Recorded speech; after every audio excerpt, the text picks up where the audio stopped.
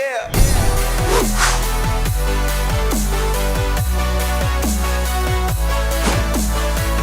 Another week, another brand new AP Top 25.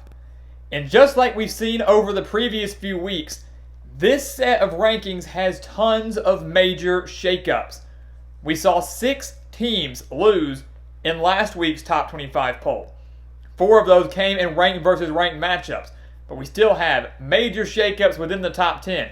Teams that dropped out, teams that are in. And like we've done every single week here at the Gridiron Expert, we're going to break down this brand new set of rankings going into week 7 of the college football season, starting with the top ranked team in the country and going all the way through 25. So we have a lot to cover today. Let's go ahead and just jump right on in here. Let's start over in the first column. Let's start with the top 10. The top 3 did not change. Clemson at 1, Alabama at 2, Georgia coming in at number 3. Now, many could maybe make a case for putting Georgia over Alabama. I know some people wanted to see that. Some people could fight very hard for that. And we're going to get our answer as to whether or not they should, because Georgia and Alabama is the only ranked versus ranked matchup on the schedule for this weekend. The number 2 team in the country, the number 3 team in the country, facing off in Tuscaloosa on Saturday night. It's the biggest game of the year. So many thought Georgia could have jumped Alabama because the Crimson Tide only beat Ole Miss by 15, allowed over 600 yards of offense to the Rebels, this, that, and the other, while Georgia struggled in the first half against Tennessee, but shut out the Volunteers 27-0 in the second half. I'm okay with this. I'm okay with Alabama and Georgia staying there. Even if they hadn't, it would have been Georgia at 2, Bama at 3. They're going to fight it out, battle it out on Saturday night, and they're going to prove who deserves to be higher ranked. So big game coming up. Tons of analysis coming out on that this weekend or over the course of this week. So make sure to stay tuned for that. All of that analysis right here on the Gridiron Expert. So outside the top 3, don't have an issue with that. You move on to number 4. This is where we start to see some changes. You've got Notre Dame coming in at number 4. They moved up because what was then number 4, Florida, fell to what was then number 21, Texas A&M. Florida dropping 6 spots all the way down to 10th. Texas A&M rising 10 spots all the way to number 11, where many thought they should have been just a few weeks prior. You know, they were at one point a top 15 team, struggled against Vanderbilt, got beat bad by Alabama, dropped all the way to 21st. Getting that huge signature win at home against Florida, a top 4 team, was huge for Jimbo Fisher and huge for this Aggies program that's still trying to contend in the SEC West. Only 1 loss now, and everybody else is looking very beatable within that division. They've gotten Alabama out of the way. A&M, don't sleep on them if they can continue to play the way they did on Saturday. So, not to just totally disregard Notre Dame here, though. We touched on Florida and A&M. We won't touch much on them later on. Notre Dame moving up a spot following their 16-point win over Florida State. That was their first game back in what I think was 2 or 3 weeks. The Fighting Irish hadn't played football, so they were a little rusty at first. Overcame that slow start where they trailed 17-14 after 1 quarter. But again, it's a 4-quarter game. The Fighting Irish showed that. A dominant performance on the ground. Fighting Irish 100% deserve to be a top 4 team in the country. And we know that when they face off against Clemson in November, assuming the Fighting Irish run the table until that point, that's going to be a top 4 matchup in South Bend, one that could very well shape who makes the college football playoff. That's a huge game in determining who makes the ACC championship for sure, and then who makes the college football playoff as well. So fingers crossed that we get to see a big ranked versus ranked matchup there, because we've seen some games going into this week, and we'll touch on those later, that we really thought would be great games a couple months ago. And as the season has unfolded, these games are turning out to be a little bit more lackluster and not holding near as much weight as we thought they would. Notre Dame in at 4, and how about North Carolina in at number 5? The Tar Heels, Mack Brown and the Tar Heels rising 3 spots from 8th to number 5, the highest ranking for North Carolina. This is their highest ranking since 1997. This is the highest North Carolina has been ranked since 1997. Unbelievable job for Mack Brown and the Tar Heels. They're coming off that 56-45 win over Virginia Tech, one where they put up 656 total yards of offense, including 399 on the ground. And when you look at North Carolina's schedule, guys, their next few games are against Florida State, North Carolina State, Virginia, Duke, and Wake Forest.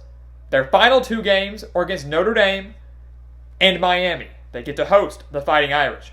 So there's a very good chance that North Carolina could be 8-0 going in to that Notre Dame game. A very good chance that if they win all of those games and are 8-0, North Carolina could still be a top 5 team. Very well could be a top 3 team in the country going into the final 2 weeks of the season. Which means that, yes, the Tar Heels are legit, and they absolutely are college football playoff contenders. We knew they were going to be good this year, but I can guarantee you that not many people, if anybody at all, thought the Tar Heels would be ranked 5th in the country nearly midway through the season. Unbelievable job by Mac Brown, the Tar Heels. Great defense, great rushing attack, and as we know, a great quarterback in Sam Howell as well. Following North Carolina at number 5, you've got Ohio State. We don't want to talk much on the Big Ten and Pac-12 schools because they haven't played yet. We're about 1 more week away from that. The Big Ten kicking off on the weekend of October 24th. So we get through week 7. They start play in week 8. So we'll start touching on them here in a few weeks with our AP rankings and obviously in some of our games of the week as well. But Ohio State remaining at 6. Oklahoma State coming in at number 7. The Cowboys and Cincinnati both moving up 3 spots. So the Cowboys to 7th. Cincinnati cracking the top 10 up to number 8 in the country. Anyone see that coming? Kind of like North Carolina. We knew Cincinnati was going to be good. Top 10 good? I don't know.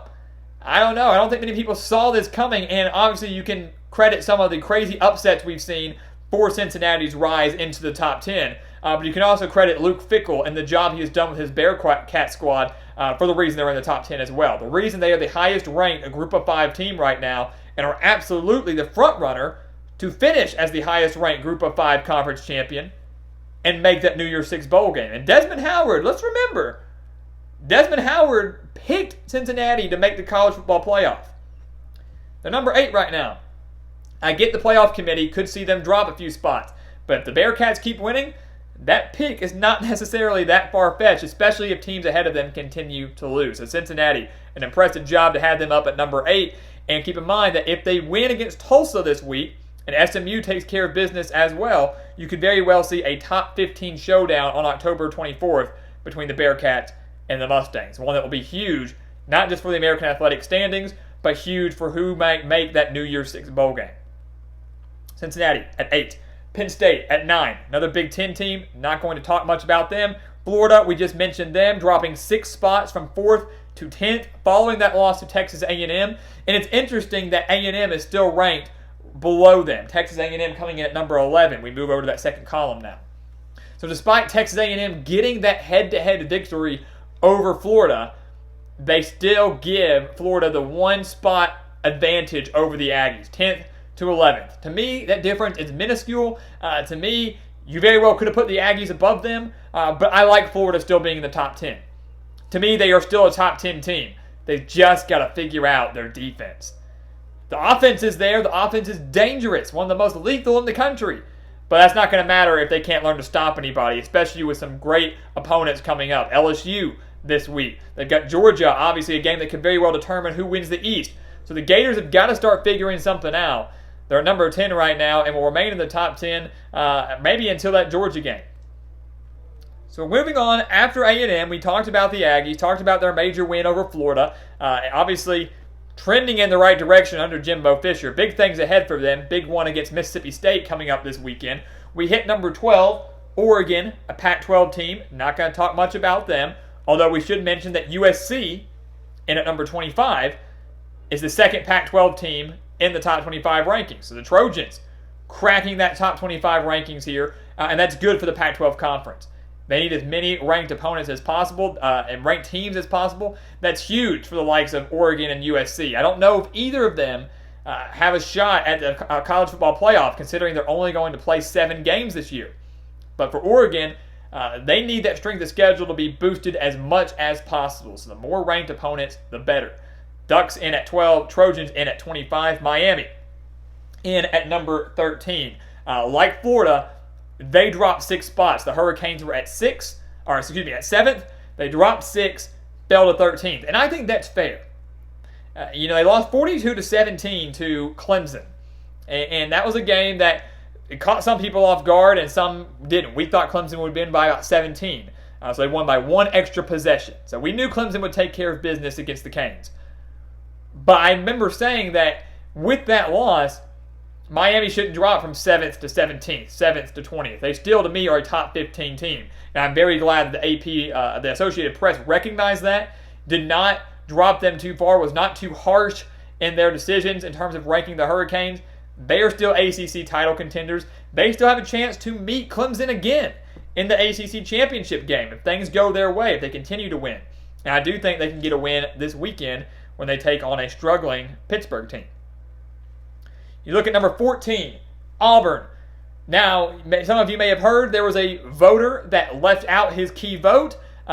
If his votes are counted, if he gets it in time, BYU is 14th and Auburn is 15th. Again, kind of like Florida A&M, it's minuscule. That difference there is not that big a deal. It is maybe for Auburn and BYU fans, but in the grand scheme of things, it's not a big deal. We're sticking with what we've got right now. Auburn in at 14, dropping one spot after their win against Arkansas. Again, a very controversial victory for the Tigers, but a win is a win nonetheless. The Tigers dropping one, BYU in at 15.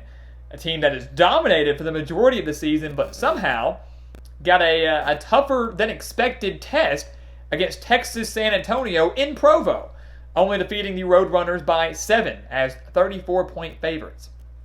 So I don't know what all that was about, as BYU was dominating every other team on their schedule, but somehow hit a roadblock against the Roadrunners. But again, a win is a win. They've got a big date coming up against Houston, but the Cougars, absolutely a top 15 team. Wisconsin in at number 16, another Big Ten school. Not going to talk much about the Badgers or any team within the Big Ten or Pac-12 until they start playing football. Just want to clarify that. SMU, we mentioned, looking pretty good.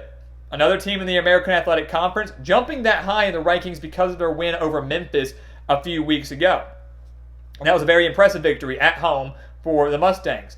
If they take care of business this weekend, if Cincinnati takes care of business this weekend, you will have, as we mentioned, at least a top 20, but possible top 15 showdown between the Bearcats and the Mustangs on October 24th.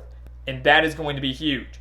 If SMU wins that game against the Bearcats, they are the front runner to be that group of 5 team that makes the New Year's Six bowl game. And you could very well see SMU knocking on the door to be in the top 10. Again, something that we did not expect coming into 2020. We knew the Mustangs would be good. We knew they'd be dangerous. But top 10 good? Probably not. And again, we're getting ahead of ourselves, but that is a very good possibility. That is a strong possibility of something that could happen here in just about 2 weeks. And you need to be prepared for that. Following SMU, Tennessee. Tennessee dropping a handful of spots, 4 spots following their loss to Georgia. They fell to the Bulldogs 44-21 after leading the number 3 team in the country 21-17 at halftime. I think this is very fair. I'm glad Tennessee is still a top 20 team. If you recall, we predicted Georgia to win. We thought the Bulldogs would take care of business, and I was criticizing Tennessee, saying they're 14th in the country. To me, they're not a top 15 team. I said, the only way Tennessee can prove to me that they're a top 15 team is if they, 1, beat Georgia, or 2, give Georgia a fight. Hang in there. And they did just that. They were winning at halftime. Yes, they got outscored 27-0 in the second half, but a 23-point loss on the road against Georgia, fairly respectable in my opinion, especially for how well they played in the first half. Georgia's defense just ultimately too much for the Tennessee offense, holding the Volunteers to -1 rushing yards on the day. But the Volunteers only dropped 4 spots. They're still a top 20 team, and I'm happy about that because they are a top 20 team. And things are certainly trending in the right direction, looking very, very good for Jeremy Pruitt and his Volunteer squad. 19th for Michigan, out of the Big Ten. Iowa State up 4 to number 20. Very well-deserved spot for the Cyclones. If you remember, they came in at 23rd, 24th last week when they played Texas Tech, and we said, no. Cyclones deserve to be higher than that. Cyclones should have been 21st or 20th last week. But they took care of Texas Tech in a game that many thought would be a letdown game for the Cyclones, a game that many thought they might slip up after their major win over Oklahoma. They took easy care of the Red Raiders, very solid defensive performance. Brock Purdy, finally looking like the quarterback that we thought he was going to be, and the Cyclones have rattled off 3 straight victories after their season opening loss to Louisiana. The 20th ranked spot in the country, very well deserved for Matt Campbell and the Cyclones. They are ahead, 1 game ahead of the team they fell to, the lone loss for Iowa State in Louisiana, a team who's still looking very good themselves. They're benefiting from teams losing ahead of them, but they're number 21 in the country. That's not absurd. That's not unheard of for Sun Belt teams. We've seen Appalachian State do it before. Louisiana has a big game, though, this Wednesday against Coastal Carolina. The Raging Cajuns lucky to be hosting that game at home because Coastal Carolina looking pretty good. They thrashed Arkansas State, beat them by 29. That's a very good offensive team. They beat Kansas on the road earlier this season. So Louisiana, a team that has to be careful of Coastal Carolina, a very intriguing, undefeated matchup within the Sun Belt Conference. And hey, all I'm saying is if Coastal Carolina wins that game, you could see Coastal, the Chanticleers, fighting for a spot in the top 25 going into Week 8. Again, maybe it's far-fetched, maybe we're getting ahead of ourselves, but don't sleep on that Wednesday night matchup. That's going to be a good football game.